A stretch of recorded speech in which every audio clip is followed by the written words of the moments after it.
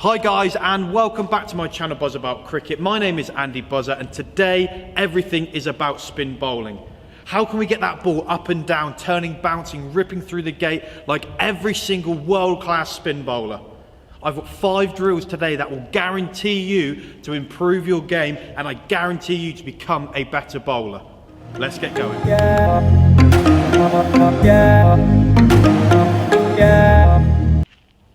The first concept that I want to go through with you is physically getting the ball up in the air. I watch so many bowlers bowl from flat, low deliveries, and therefore they're creating a flat line when they're actually bowling the ball. By getting the ball up in the air, we're teasing, we're tempting, we're trying to entice the batter to play a rash shot by confusing the length. By getting the ball above the eye line, it's saying, hit me, hit me, hit me. And when that big bat comes down, the ball can drop and rip through the gate. We cannot achieve that if we're not getting the ball up in the air. The drill for this is super simple. Inside a cricket lane, get yourself a piece of string to simply try and bowl over as soon as you've released the ball. Take it maybe 5 meters, a third of the pitch down, and try and make sure when it comes to your length that you're adapting that accordingly. But when you're coming to bowl, you're simply going over it. If you don't have a cricket lane, put an obstacle there, put a ladder. If you can trust yourself, put someone in the way, maybe use a softer ball. But the idea is getting over that person, getting over that string, and really releasing the ball nice and high. This cannot be achieved unless we're holding the ball and releasing the ball at the right point. So in every single one of these little drills, the concept of your grip, the concept of what you're trying to do when you release it has to be on point.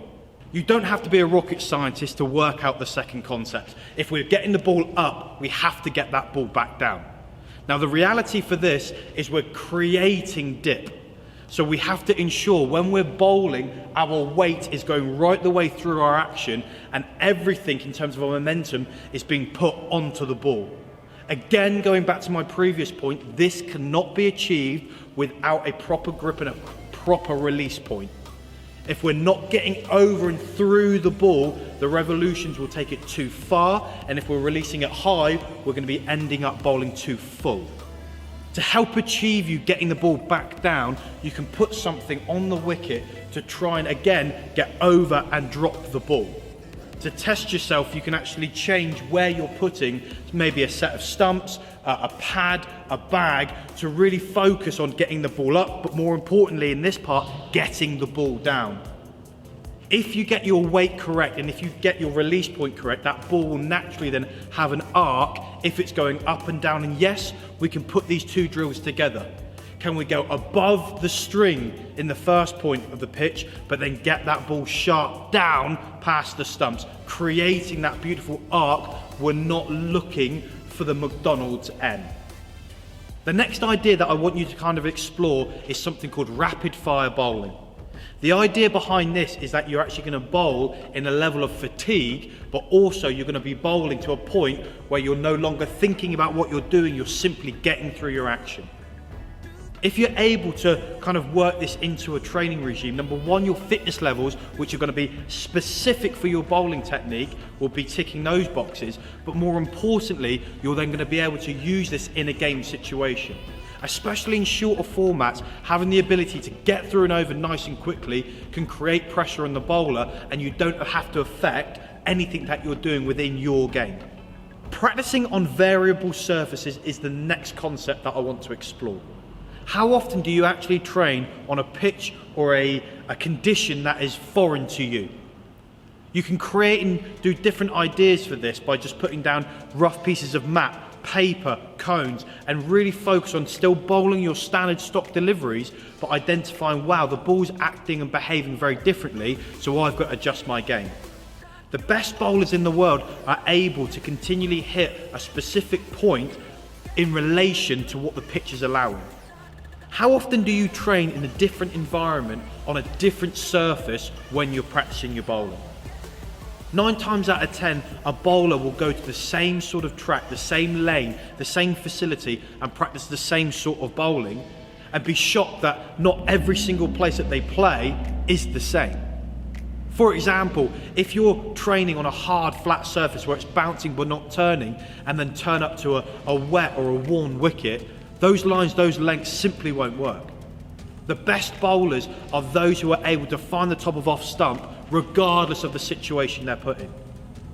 We train by putting different things down on the wicket, whether it be old pieces of matting to create a more ripping or kind of worn effect to the pitch where it's slower, where we have to change our pace, change our line. We might need to go and maybe bowl on some concrete where the ball doesn't turn, where it skids, again forcing us to change our pace and change our line. If we're able to create in different environments of where we train, the shock factor of what's happening away from our training facilities within the games at different grounds when we turn up and the pitch is slightly different is less, oh my God, it's more, okay, I'm used to that.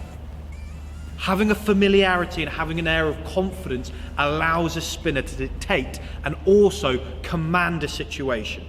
The final point that I want to discuss today is the experimental side as a spinner. Being a spinner gives you so much freedom to be creative, to just discover and change and almost find new different techniques to be successful for you. Turn up to a training session and just hold the ball differently. Go and practice in the nets for 20 minutes and simply just bowl a doozer. Simply go in and try and push one out the side of your hand, out the front of your hands. Trying to bowl a bumper. Do something different. Bowl wide of the crease, come narrow, go round, go through. Try different things, but allow the failure. The failure is what is going to teach, and the failure is how you are going to learn. But more importantly, the failure is where all the fun is.